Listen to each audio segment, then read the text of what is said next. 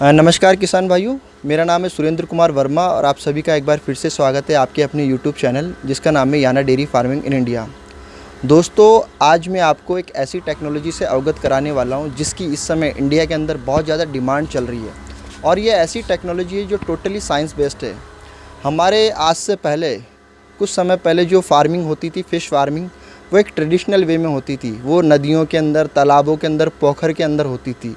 लेकिन अब जो टेक्नोलॉजी बाहर से इंडिया के अंदर आई है जिसके द्वारा लोग फ़िश फार्मिंग कर रहे हैं और पौंड, नदी, तालाब से ज़्यादा प्रोडक्शन इसके अंदर ले पा रहे हैं।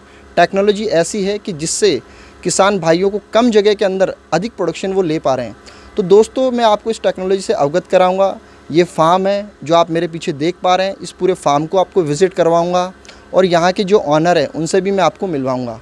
लेकिन ये सारा वीडियो शुरू करने से पहले मेरा आप सभी से रिक्वेस्ट है कि आप मेरे चैनल को सब्सक्राइब कर लें और बेल आइकन का बटन दबा के नोटिफिकेशन भी ले लें।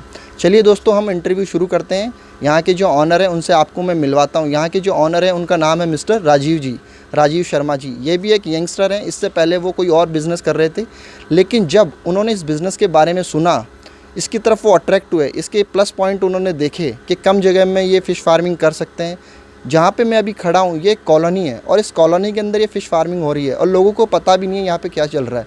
इस फार्मिंग के अंदर ना तो स्मेल है, ना ज़्यादा शोर शराबा है। ठीक है, तो दोस्तों, इस तरह की टेक्नोलॉजी से मैं आपको रूबरू करवाने के लिए मिलवाता हूँ मिस्टर राजीव जी से। आइए सर। नमस्कार सर। नमस्कार। हाँ, ये है मिस्टर राजीव जी जिनके बायोफ्लॉक का नाम है सर कल्याण बायोफ्लॉक फ़िश फार्म। सर, इसकी लोकेशन क्या है इस फार्मिंग? सर, ये प्रॉपर अजमेर में पड़ता है। इस अजमेर के बाद गुलाबबड़ी से होते हुए आप कल्याणीपुरा में आएंगे। कल्याणीपुरा में की लोकेशन है जी। तो सर, मैं पहला सवाल आपसे ये जानना चाहता हूँ कि ये एक्चुअली में बायोफ्लॉक है क्या सर?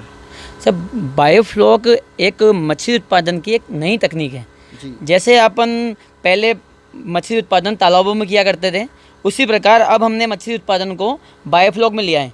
ये तकनीक इंडोनेशिया की तकनीक है जी। जो 2 या 3 साल पहले इंडिया में आई थी। उसको ही हम कल्चर को आगे बढ़ा रहे हैं। जी।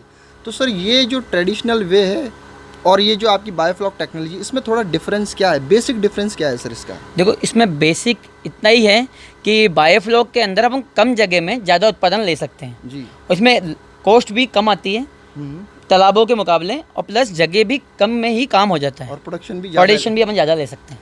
मतलब दोस्तों, जैसा आपने बताया कि जो पहले जो फार्मिंग होती थी वो टोटली पानी के अंदर वहाँ पे फ्रेश वाटर फार्मिंग होती थी। वो पानी कितना अवेलेबल है, उसमें कितने मतलब तरह के हमारे फ़िशेज़ हैं जो कर सकते हैं। लेकिन ये टेक्नोलॉजी ऐसी है कि इसके अंदर आप किसी भी तरह की फ़िश बहुत ही कम समय में अच्छे वेट के साथ ले सकते हैं। तो सर, ये जो हमारे फार्मर्स के लिए मैं एक सबसे पहले ये जानना चाहता हूँ कि कोई भी बंदा अगर बायोफ्लॉक को करना चाहता है तो वो मिनिमम कितने टैंक से स्टार्ट कर सकता है और उसका क्या इन्वेस्टमेंट आता है शुरुआती दिनों में? हम इसकी शुरुआत 1 टैंक से भी कर सकते हैं, 2 टैंक से भी कर सकते हैं। आप इसको शुरुआत आप 2 टैंक से करें, मेरे लिए बताने के लिए बहुत अच्छा होगा, जिसमें आप अपना प्रॉफिट निकाल लोगे। इसमें 1 टैंक की कॉस्ट टोटल 20,000 रुपये आती है और कंप्लीट करने के बाद 50,000 के अंदर आपके 2 टैंक विथ बच्चों के तैयार हो जाते हैं। मतलब टैंक का जो सेटअप की कॉस्ट है वो, हाँ, और जो प्रोडक्शन की कॉस्ट है वो तकरीबन 50,000 रुपये के आसपास आ जाती है। हाँ, 2 टैंक है। तो सर, ये जो आपने अभी यहाँ पे फार्मिंग करी हुई है, सपोज़ आपने यहाँ पे जो अभी लगा रखे, मैं देख पा रहा हूँ तकरीबन 6 टैंक का आपने सेटअप लगाया हुआ है। 2 टैंक आपकी जल्दी बनने वाले हैं। तो आप कह रहे हैं कि 50,000 से एक आदमी संभावना है सर? सर, इसके अंदर जो मेरा जो एक्सपीरियंस है, आदमी पर मंथ इससे 10 से 15,000 रुपये निकाल सकता है। 10 से 15,000 रुपये पर टैंक से निकाल सकता है। जी जी। अच्छा सर, मैं ये जानना चाह रहा कि आपने 10 से 15,000 रुपये पर टैंक के हिसाब से निकाल सकता है, लेकिन इसमें समय कितना लगता है? सर, इसमें फ़िश का जो समय है वो 4 से 5 महीने का होता है। इसका कल्चर टाइम 4 से 5 महीने का होता है। पर जब हम उसको पूरा को करके 4-5 मंथ में डिवाइड करते हैं तो पर मंथ आपका 10 से 15,000 रुपये 1 टैंक से निकल। सर, अभी जिस समय आप देख रहे हैं कि ये मार्केट का स्थिति बहुत ज़्यादा डावाडोल है, तो इसमें मार्केट की क्या संभावना है सर? तो इसका मार्केट सबसे अच्छा मार्केट इसी का है। आज किसी भी तरह की फार्मिंग ले लो, और फिश फार्मिंग से अच्छी फार्मिंग किसी की भी नहीं है, क्योंकि इसके अंदर हम किसी एजेंट के थ्रू जुड़े हुए नहीं हैं। आप माल कहीं से भी लेते हो और कहीं भी मार्केट में सेल कर सकते हो। और फिशों में मेरा भी 2 दिन पहले ही माल हार्वेस्ट हुआ है, कोई दिक्कत नहीं है। इनको लोग खाते हैं, वो सामाजिक जातिगत चीज़ों से जुड़ी हुई। जैसे कई लोग पिग खाना पसंद करते हैं, कोई पिग खाना पसंद नहीं करते हैं।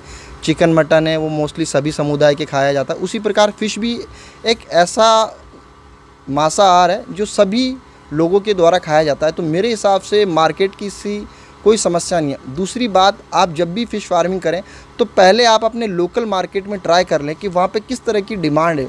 उसी के अनुसार किसी अच्छे ट्रेनिंग सेंटर से ट्रेनिंग लेके फिर आप इस बायोफ्लॉक में जाएं। सर, मैं आपसे ये जानना चाह रहा हूँ, आप इतने यंग एज के अंदर है तो आप इस टेक्नोलॉजी के द्वारा मतलब किस प्रकार आकर्षित हुए? आपको मतलब क्या दिक्कतें आई पहले किसी और काम में, और इसमें आपको क्या फ़ायदा दिख रहा है कि ये काम करने में? देखो, मैं स्कूल फील्ड से हूँ। मैं 10 साल हमारी खुद की स्कूल है जिसमें मैं टीचर का काम करता था।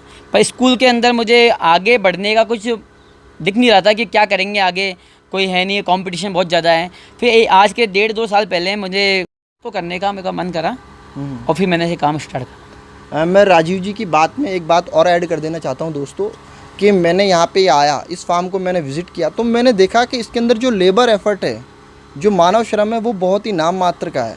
यदि आप अपने पानी के टेम्परेचर, पैरामीटर और वगैरह जो अन्य टेक्निकल चीज़ें हैं उनको मेंटेन रखते हैं तो इसमें जो लेबर की जो कॉस्ट है वो बहुत कम है। एक व्यक्ति एक टैंक भी चला सकता है और एक व्यक्ति 20 से 25 या 50 टैंक भी संभाल सकता है। तो इसमें जो मानव श्रम है, किसी और प्रजाति की ब्रीडिंग करते हैं हम, उसमें मानव श्रम बहुत लगता है। जैसे मैंने कई पिग फार्म भी विज़िट करे हैं, पोल्ट्री फार्म भी विज़िट करे हैं, और जो गोट फार्म भी मैंने विज़िट करें।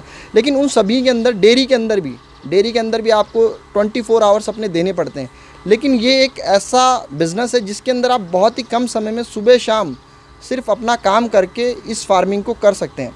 अच्छा सर, मैं आपसे एक चीज़ और जानना चाहता हूँ कि ये जो बायो और मौसम, जैसे अभी गर्मी है या सर्दी है, इससे मतलब क्या फ़र्क पड़ता है सर्दी गर्मी मौसम का? इसको अपन किसी भी मौसम में कर सकते हैं जी। बस इस फ़िश फार्मिंग में थोड़ा सर्दियों में थोड़ा ज़्यादा ध्यान रखना पड़ता है और बाकी आप इसको 12 मास कर सकते हैं इसको।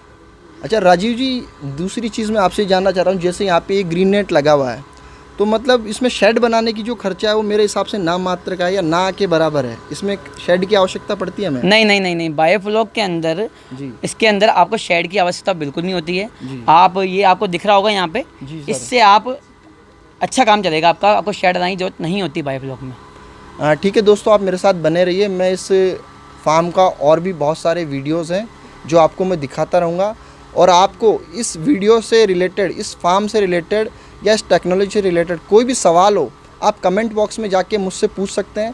मैं, हमारे राजीव सर हैं, उनका नंबर है, वो भी मैं आपको इस वीडियो के अंदर जान पाएंगे।